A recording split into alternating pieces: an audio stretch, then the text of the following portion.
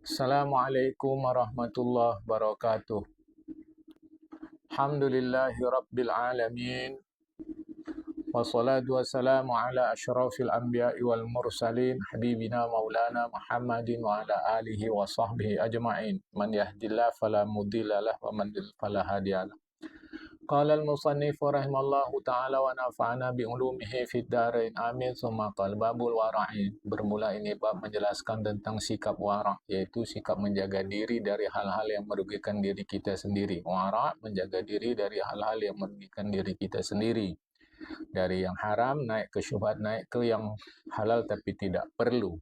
Dari Qatadah dia mengatakan, Abdullah bin Matraf pernah menyampaikan, wahai Qatadah, nanti kau akan jumpai dua model manusia. Satu yang lebih banyak puasa sunatnya, sholat sunatnya, sedekah sunatnya. Tapi justru yang lain itulah yang lebih banyak pahalanya. Bagaimana itu bisa terjadi? Ditanyalah kepada Abdullah bin Matraf. Karena yang kurang puasa, sholat, dan sedekah sunatnya itu yang lebih wara, yang lebih menjaga diri daripada yang banyak tadi itu. Dari Ammarah dia mengatakan, ketika Abdullah bin Rawah menuju Mu'tah, dia mengatakan, ya Rasulullah berilah aku nasihat. Kata Rasulullah, kau akan mendatangi satu daerah yang sedikit sujud di sana. Perbanyaklah sujud di sana. Maksudnya perbanyaklah solat. Disebut sujud karena sujud yang paling penting di dalam solat. Tambah lagi ya Rasulullah, kata Rasulullah, ingatlah Allah. Karena sesungguhnya Allah itulah yang akan menolong manusia memenuhi apa yang dicari, yang diinginkan, yang diharapkan oleh manusia itu. Kemudian dia pun meninggalkan Rasulullah, tapi kembali lagi. Dia bilang, ya Rasulullah tambah lagi lah. Kata Rasulullah, ingatlah Allah Ta'ala. Sesungguhnya Allah Ta'ala itu ganjil, suka yang ganjil. Apapun tafsiran terhadap ganjil itu. Tambah lagi lah ya Rasulullah. Baik, baik. Ya, ya, kata Rasulullah, jangan kau lemah, jangan kau lemah, jangan kau lemah.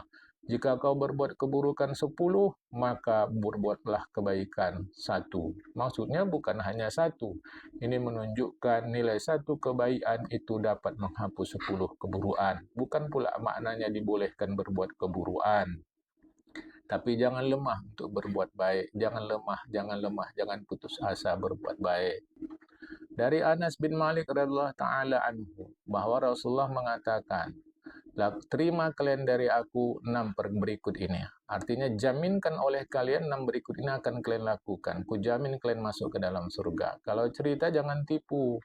Kalau kalian berjanji, jangan kalian tidak memenuhi janji itu. Jika kalian dipercaya, jangan berkhianat. Tutup mata kalian dari aib, cacat, celah, kekurangan orang lain yang haram-haram itu. Jangan tutup mata kalian. Jaga kelamin kalian.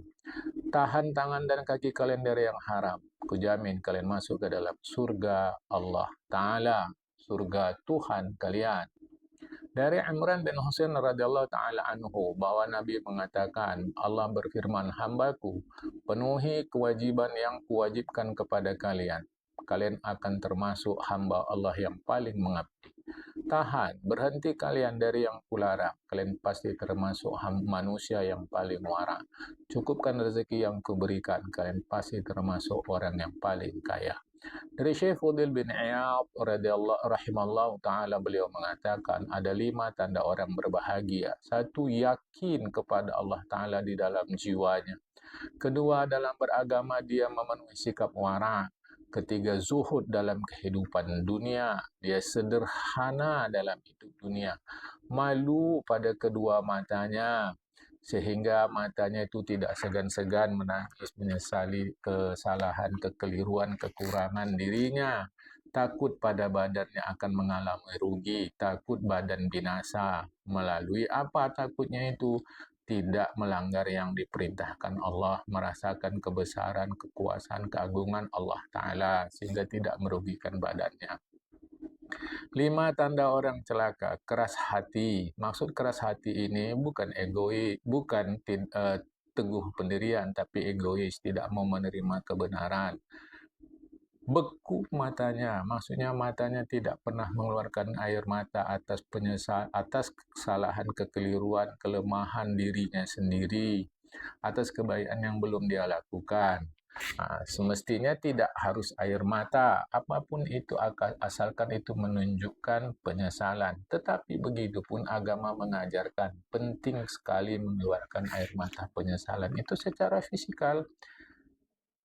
Nanti itu juga bisa ditinjau secara medis. Silahkan nanti cari penjelasan tentang manfaat hikmah air mata itu. Apalagi tanda orang celaka setelah matanya tak mau menangis, kurang rasa malu, kemudian berambisi dalam hidup dunia. Dalam agama ini yang diambisikan itu akhirat. Karena itu caranya bagaimana? Manfaatkan seoptimal mungkin apapun yang ada pada kita di dunia ini, berbuat baik sebaik-baiknya baik untuk kejayaan di akhirat.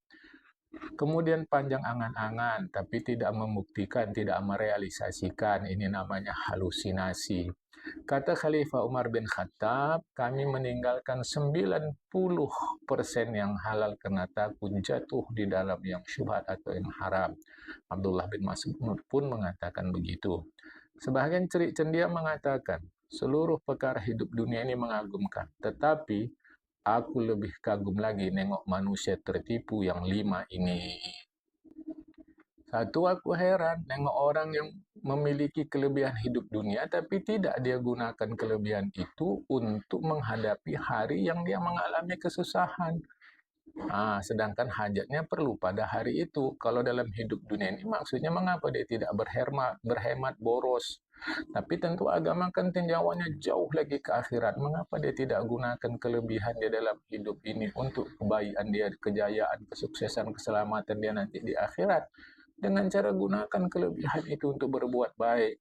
Aku heran melihat orang yang pandai bertutur kata, berbicara, pintar kalau bercakap, tapi dia justru mengikuti mau dirinya saja, membela dirinya saja, dan tidak berzikir kepada Allah. Yafturun an zikrillah. Tidak berzikir kepada Allah lidahnya itu, dan tidak pula membaca Al-Quran. Aku heran melihat orang yang sehat tapi menganggur begitu saja.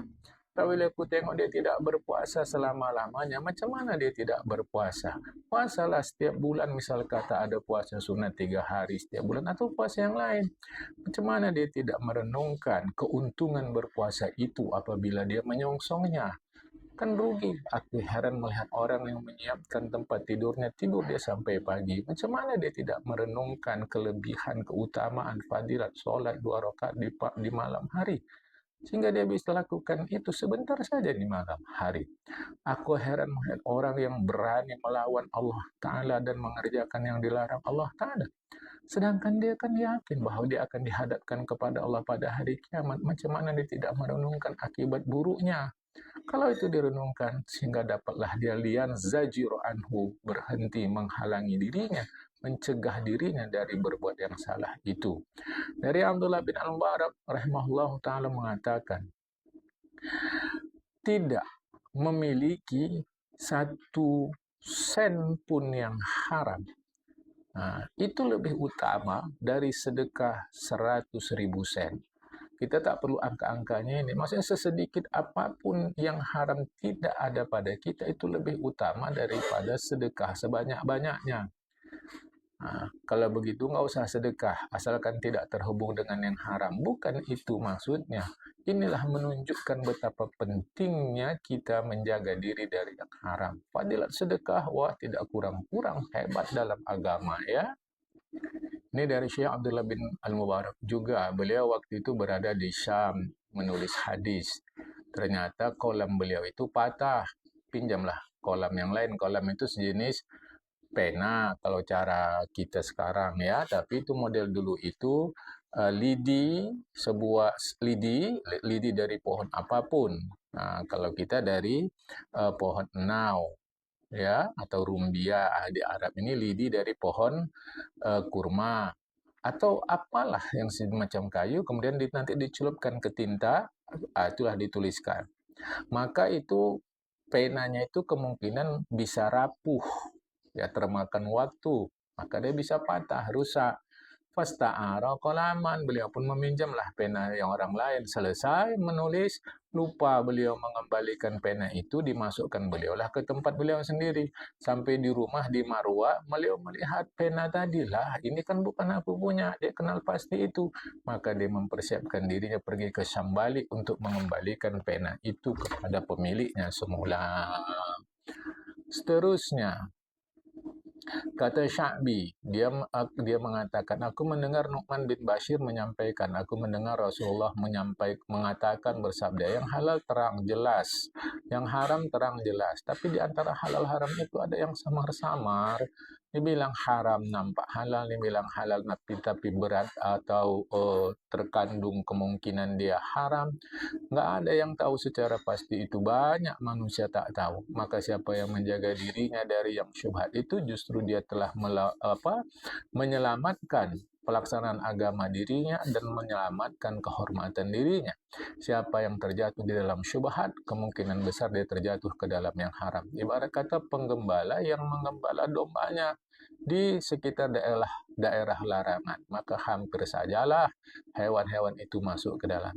Ingatlah, sesungguhnya segala sesuatu likuli malikin himan, setiap penguasa mesti ada daerah larangannya. Daerah larangan Allah itu adalah yang haram-haram, jangan dimasuki. Ingat, di dalam tubuh ada segumpal daging, baik dia baik semua tubuh. Rusak dia rusak semua tubuh, itulah jantung. Al-qalbu jantung, ya, karena arti kalbu berbulak-balik. Dan hanya di jantung yang ada darah berbulak-balik. Adapun kalau hati yang sebelah kanan kita itu, sebelah kanan tubuh kita itu bahasa Arabnya fuad, ya. Dari Abu Musa Al-Asy'ari radhiyallahu anhu, beliau mengatakan segala sesuatu ada batas. Batas-batas Islam itu yang kita mesti berada di dalamnya adalah al-wara'u, at-tawadu'u, rendah hati, bukan rendah diri, ya.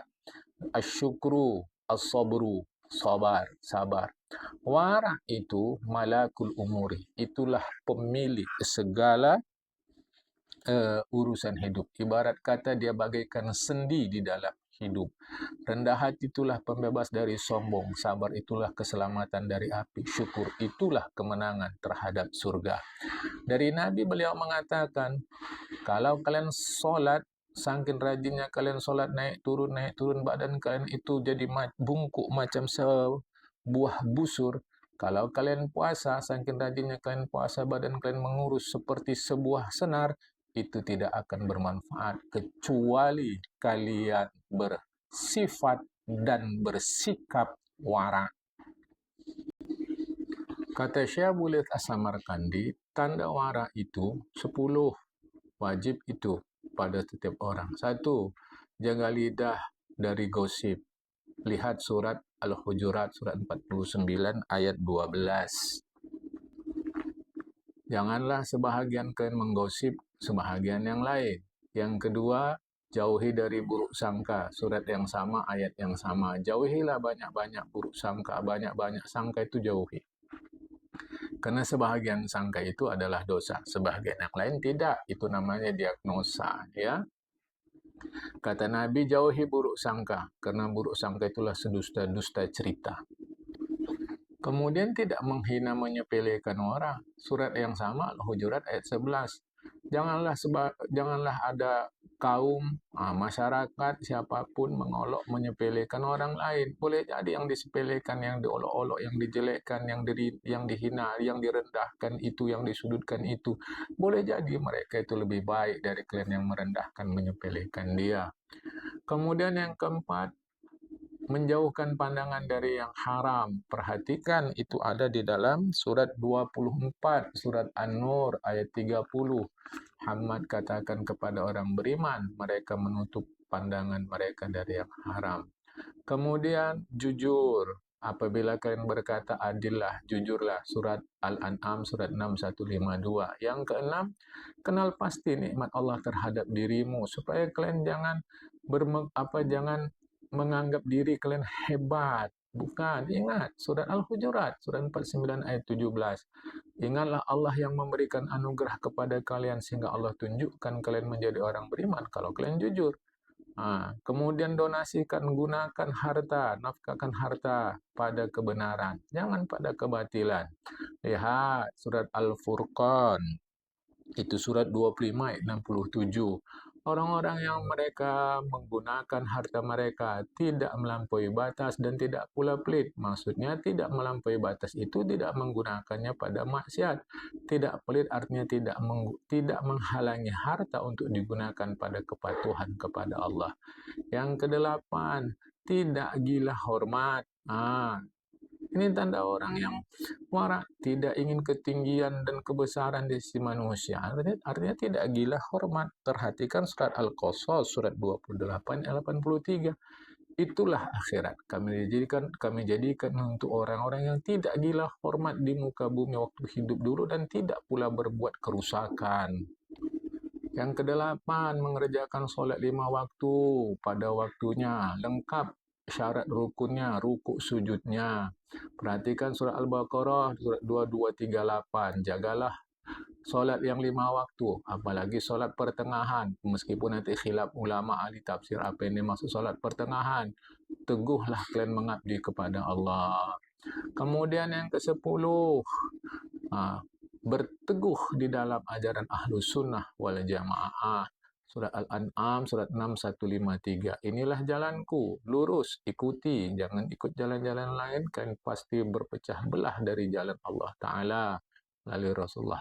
Itulah yang kuwasiatkan kepada kalian. Mudah-mudahan kalian termasuk orang yang berhati-hati tidak melanggar hukum Allah Ta'ala.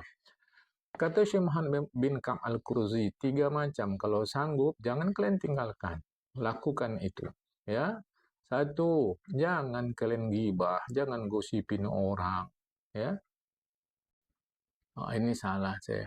Bukan gosip, tapi zalim, menganiaya orang. La tabghiyanna ala ahadin. Ya. Jangan aniaya, jangan merugikan orang. Lihat surat Yunus, surat yang ke-10. Perhatikan itu surat 10 ayat 23. Sesungguhnya kezaliman, aniaya, tindakan kalian merugikan orang lain itu sesungguhnya akan menimpa atau kembali kepada kalian juga. Jangan licik kepada siapapun, karena licik kalian akan kembali kepada kalian juga. Salah. Itu yang pertama tadi, jangan aniaya orang. Yang kedua, jangan licik kepada siapapun. Jelas itu dilarang di dalam Al-Quran. Surat Fatir, surat 35 ayat 43. Dia disebutkan oleh Allah Ta'ala, tidaklah kelicikan itu menimpa kecuali pelakunya sendiri. Jadi balik kepada orang itu liciknya tadi itu ya. Kemudian jangan ingkar janji. Perhatikan surat Al-Fath, surat 348. Surat 48 ayat 10. Siapa yang ingkar janji, sesungguhnya dia mengingkari dirinya sendiri. Kata Syekh Ibrahim bin Adham, zuhud itu ada 3 macam, 3 kelompok. Zuhud yang wajib, zuhud yang utama, zuhud yang menyelamatkan. Zuhud yang wajib adalah zuhud pada yang haram, jangan lakukan. Sedangkan zuhud yang utama adalah zuhud pada yang halal. Kemudian zuhud yang menyelamatkan adalah zuhud pada yang syubhat. Jadi terhadap yang haram wajib, ya. Terhadap yang syubhat selamat kita. Tapi kalau mau utama tentulah yang halal. Syekh Ibrahim bin Adham juga mengatakan warak pun ada 2. Warak yang wajib, warak yang hati-hati. Warak yang wajib dari durhaka kepada Allah. Warak yang hati-hati dari syubhat. Sedih pun ada 2. Sedih untukmu, sedih yang menimpamu. Sedih yang untukmu artinya sedih akhirat. Sedih yang menimpamu adalah sedih di dunia dan perhiasannya. Sedih menimpamu di dunia. Kena lalai kepada Allah Ta'ala hingga menikmati kehidupan dunia. Itu akibatnya sedih sesungguhnya. Ya, duka itu. Duka untukmu, itu adalah duka di akhirat. Gitu ya. Kemudian Syaikhul Samarkandi mengatakan, warak itu menahan pandangan dari yang haram, lidah dari tipu dan gosip, seluruh anggota tubuhnya dari yang haram. Khalifah Umar bin Khattab diriwayatkan dari beliau pernah diberikan minyak zaitun. Zait itu artinya selalu minyak, ya, minyak dari asal dari negeri Syam pernah dikasih beliau. Minyak itu ada di mangkuk, bagi-bagilah, beliau bagi-bagilah, ya, dengan katakan kalau bicara ini akadah itu cangkir atau gelas dengan takaran-takaran dibagi. Dekat beliau itu ada seorang anak yang rambutnya lebat. Setiap selesai daripada pemberian minyak itu, diambil sisanya, dia usapkan kepalanya. Pak, kalau cara kita sebagai minyak rambut. Kata Khalifah Umar, rambut kau tuh nampak aku semangat kali dia untuk menggunakan minyak orang Islam. Nah, ini kan bahasa kiasan. Ya. Kemudian dia ambil anak tadi, dia bawa ke tukang bekam. Minta kepada tukang bekam supaya dicukur rambutnya. Nah, ini lebih bagus bagi kau, lebih ringan lagi. Udah kayak gini, tak ada rambut kau lagi ringan kepalamu. Nah, ya. Kenapa tidak dibawa ke tukang pangkas? Kan begitu. Nah, itu terserahlah bagaimana, ya. Baik. Diriwayatkan dari Syekh Ibrahim bin Adham, beliau pernah menyewa kendaraan mau ke Oman, ya. Dabbah, kendaraannya itu berupa hewan. Dalam perjalanan beliau itu tiba-tiba jatuh cambuk, pecut untuk memecut hewan biasa itu untuk menggerakkan hewan. Dia pun turun dari hewan tadi, dia ikat hewan itu, dia ambil pecut yang jatuh tadi. Ditanya orang, kenapa harus turun?